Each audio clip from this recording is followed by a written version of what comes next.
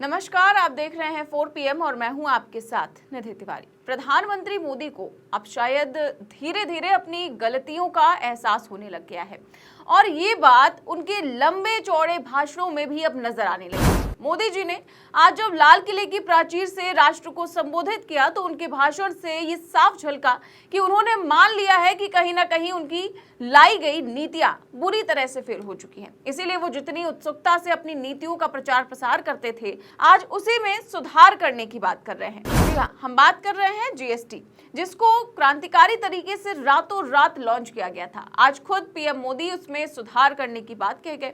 PM Modi अब कह रहे हैं कि दिवाली से हमारी सरकार नया जीएसटी रिफॉर्म लेकर आ रही है, जिसके तहत मौजूदा जीएसटी दरों की समीक्षा की जाएगी। साथ ही टैक्स स्लैब को भी तर्कसंगत बनाया जाएगा। जीएसटी के तहत कई तरह के टैक्स स्लैब हैं जो अलग अलग चीजों पर अलग अलग हैं, लेकिन अब नए जीएसटी रिफॉर्म्स के तहत इन सभी चीजों पर लगने वाले जीएसटी की समीक्षा की जाएगी, जिसके बाद ये तय किया जाएगा कि किस सामान पर कितनी जीएसटी दर लागू होगी। अभी मौजूदा जीएसटी स्लैब 5%, 12%, 18%, 28% लागू है। इसके अलावा कीमती धातुओं पर 0.25% और 3% की विशेष दरें भी लागू है। वहीं अब रिपोर्ट्स है कि इस स्लैब को कम किया जा सकता है। सरकार के इस फैसले से पता चलता है कि जिस मुद्दे को लेकर जनता में खासकर व्यापारी समाज में रोष था और जिसको लेकर विपक्ष लगातार सवाल उठा रहा था, उसको लेकर पीएम मोदी को अब एहसास हो गया है कि उनके द्वारा लाए गए जीएसटी में निश्चित रूप से सुधार की जरूरत है। 8 साल के बाद समय की मांग है कि हम एक बार उसको रिव्यू करें। हमने एक हाई पावर कमेटी को बिठा करके रिव्यू शुरू किया, राज्यों से भी विचार विमर्श किया और मेरे प्यारे देशवासियों, हम नेक्स्ट जनरेशन जीएसटी रिफॉर्म्स लेकर के आ रहे हैं। ये दिवाली के अंदर आपके लिए तोहफा बन जाएंगे। तो एक और जहां मोदी जी दिवाली पर तोहफे की बात कर रहे हैं, तो वहीं पब्लिक ने भी सीधे सीधे सुना डाला है। जो वीडियो पीएम मोदी ने अपने ट्विटर अकाउंट से शेयर किया है, उसी के कमेंट बॉक्स में लोग भर भर कर मोदी जी को सुना रहे हैं। मैं कुछ कमेंट आपको पढ़कर भी सुनाती हूँ। देखिए, एक यूजर ने लिखा है कि इसका मतलब और लगान, माई बाप बख्श दो जनता को, यानी कि ये कह रहे हैं कि अब तो बख्श दो जनता को, इतनी जीएसटी काफी है। वहीं दूसरी ओर एक रोहित जैन नाम के यूजर है, वो लिखते हैं कि 8 साल के बाद ये हालत है जीएसटी की, अब ठेकेदार रिपेयर करने का मास्टर स्ट्रोक खेलने जा रहा है। वहीं नीतीश शाक्य नाम के एक यूजर ने लिखा कि निकल गई सारी हेकड़ी, राहुल गांधी पिछले 8 सालों से कह रहे हैं जीएसटी ज्यादा वसूला जा रहा है, कम कीजिए। अब जब पता चला कि जनता विद्रोह पर उतर आएगी तो कम करने की बात कर रहे हैं।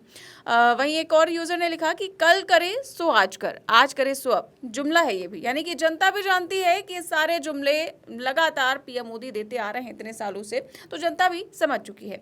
वहीं एक और यूजर ने लिखा कि प्रधानमंत्री खुद का बोल रहे हैं कि पिछले 8 सालों से जीएसटी अधिक वसूला जा रहा था, जिसे अब दिवाली पर कम किया जाएगा। ये ठीक ऐसा ही है कि नीचे की जेब से 500 का नोट निकाल लो और ऊपर की जेब में 100 का नोट डालकर कहो कि हम जनता को तोहफा दे रहे हैं। तो वहीं एक और यूजर ने लिखा कि बिहार की जनता अब सब समझ गई है, आपके जुमले में नहीं आने वाली है, अब समय आ गया है आपको झोला उठाने का। वहीं एक और यूजर ने लिखा कि भाई, जिस पीएम को पता ही नहीं कि जीएसटी का क्या इम्पैक्ट पड़ा है देश पर और लोगों पर, वो कैसा पीएम, रिजाइन इलीगल पीएम, यानी कि लोग अब पीएम मोदी से इस्तीफा तक मांग रहे हैं। इसके साथ ही साथ पीएम मोदी ने लाल किले से दी गई अपनी स्पीच में ये भी मान लिया कि कहीं ना कहीं उनकी मेक इन इंडिया की नीति पूरी तरह से जुमला साबित हुई है और अमेरिका से रिश्ते खराब होने के बाद देश की अर्थव्यवस्था पर संकट के बादल मंडरा रहे हैं। इसलिए आज उन्होंने कहा कि हमें ज्यादा आत्मनिर्भर बनना होगा और उर्वरक यानी फर्टिलाइजर से लेकर जेट इंजन और इलेक्ट्रिक व्हीकल, बैटरी तक सब कुछ अपने देश में ही बनाना होगा।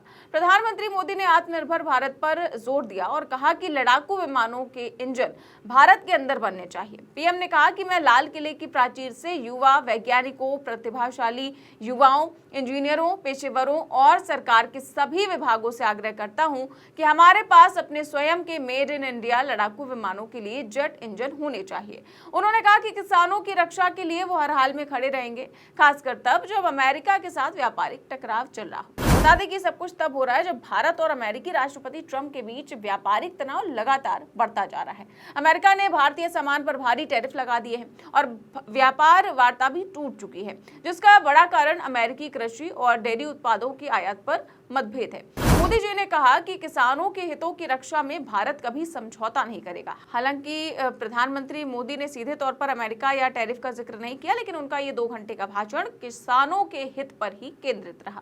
भारत के किसान, भारत के पशुपालक, भारत के मछुआरे, ये हमारी सबसे बड़ी प्राथमिकता है। भारत के किसान, भारत के मछुआरे, भारत के पशुपालक,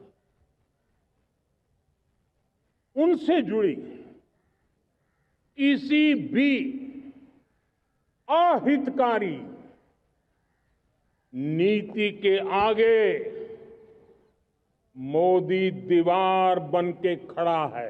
प्रधानमंत्री को शायद अब ये भी समझ आ गया है कि आज देश का युवा हिंदू राष्ट्र नहीं बल्कि रोजगार मांग रहा है। यही कारण है कि इतने सालों के बाद स्वतंत्रता दिवस की स्पीच में उन्होंने पहली बार रोजगार को लेकर युवाओं को आश्वासन दिया है। जी हाँ, उन्होंने आज युवाओं के लिए प्रधानमंत्री विकसित भारत रोजगार योजना का ऐलान, जो करीब 3.5 लाख युवाओं के लिए रोजगार के नए अवसर पैदा करेगी। उन्होंने कहा कि आज से ही इस योजना की शुरुआत की जा रही है। उन्होंने कहा कि आज से प्रधानमंत्री विकसित भारत रोजगार योजना लागू हो रही है और इस योजना के तहत निजी क्षेत्र में पहली नौकरी पाने वाले नौजवान को 15,000 रुपए सरकार की तरफ से दिए जाएंगे। जो कंपनियां रोजगार के नए अवसर पैदा करेंगी उन्हें भी प्रोत्साहन राशि दी जाएगी। और भी बहुत बड़ी बड़ी बातें कही पीएम मोदी ने घुसपैठियों को लेकर, लेकिन पीएम मोदी की बातें कहीं ना कहीं उनके राइट हैंड और गृह मंत्री अमित शाह को चुभी होंगी, क्योंकि गृह मंत्रालय तो उन्हीं के पास है और बॉर्डर पर सिक्योरिटी की जिम्मेदारी तो उन्हीं को लेनी पड़ेगी, जिसका मतलब है कि अगर घुसपैठिए आ रहे हैं तो अमित शाह अपना काम करने में असफल हो रहे हैं। वहीं पीएम मोदी ने अपने संबोधन में पाकिस्तान, ऑपरेशन सिंदूर, स्पेस स्टेशन, आत्मनिर्भर भारत जैसी कई मुख्य बातें की। इसके साथ ही पीएम मोदी ने इन दिनों खुलकर भारत के खिलाफ बयानबाजी कर रहे पाकिस्तानी आर्मी चीफ की बातों का जवाब भी दिया। मेरे प्यारे देशवासियों, भारत ने तय कर लिया है, खून और पानी एक साथ नहीं बहेंगे।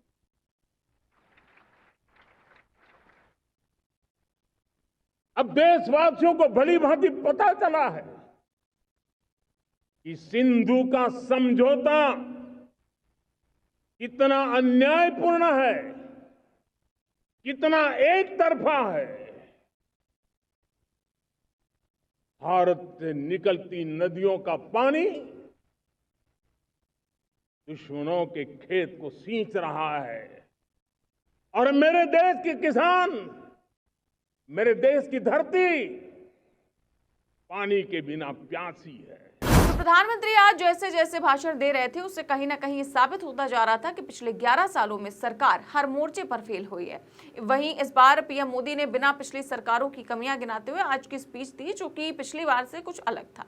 लेकिन आज देश में चल रहे मुद्दों से उन्होंने किनारा कर लिया। एसआईआर और चुनाव आयोग द्वारा कथित वोट चोरी करने के आरोपों पर उन्होंने एक शब्द नहीं कहा। पीएम मोदी के आज के भाषण का विश्लेषण करें तो इसे देश के आगे का रोड मैप कम बल्कि चुनावी भाषण ज्यादा कहा जा सकता है। बड़े बड़े नारे, बड़े बड़े वादे, विपक्ष पर जमकर निशाने और उन सवालों का क्या जो विपक्ष ने दागे और पिछले वादों का क्या जो वो निभाने से रहे।